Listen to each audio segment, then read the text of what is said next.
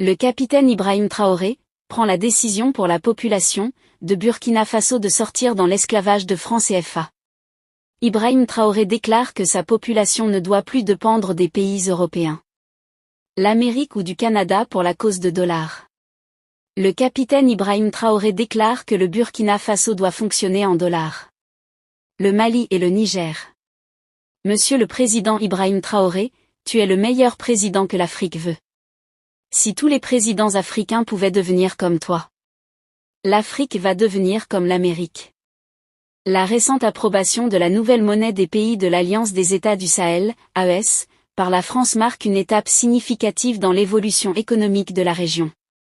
Cette initiative, qui regroupe le Mali, le Burkina Faso et le Niger, témoigne d'une volonté collective de renforcer l'autonomie monétaire et économique face à l'héritage du franc CFA, souvent perçu comme un symbole de dépendance coloniale.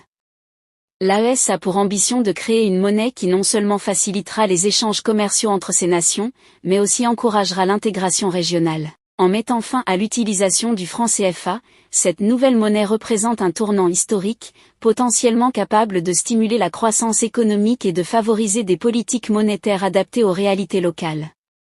L'approbation de cette monnaie par la France, bien qu'elle puisse être perçue comme un geste de soutien, soulève également des interrogations sur l'avenir des relations économiques entre ces pays et leurs anciens colonisateurs.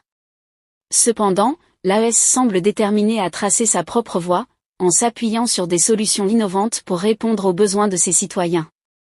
La mise en circulation de cette nouvelle monnaie, prévue dans les banques des 3 pays, devrait se faire dans un avenir proche. Cela pourrait transformer le paysage économique de la région, offrant aux populations une plus grande liberté financière et une meilleure maîtrise de leur destin économique. Les acteurs économiques, tant privés que publics, devront s'adapter à cette nouvelle réalité en explorant les opportunités qu'elle engendre. En somme, l'avènement de cette nouvelle monnaie est une avancée prometteuse pour l'AES, ouvrant la voie à une ère de développement plus autonome et durable, tout en renforçant les liens entre le Mali, le Burkina Faso et le Niger. Les yeux sont désormais rivés sur la mise en œuvre de cette initiative qui pourrait bien redéfinir les dynamiques économiques en Afrique de l'Ouest.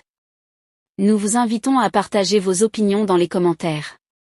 Si vous avez apprécié, n'hésitez pas à le liker et à le transmettre à vos proches. Si ça vous a plu, n'oubliez pas de vous abonner et de cliquer sur la cloche de notification pour ne pas rater mes prochaines vidéos.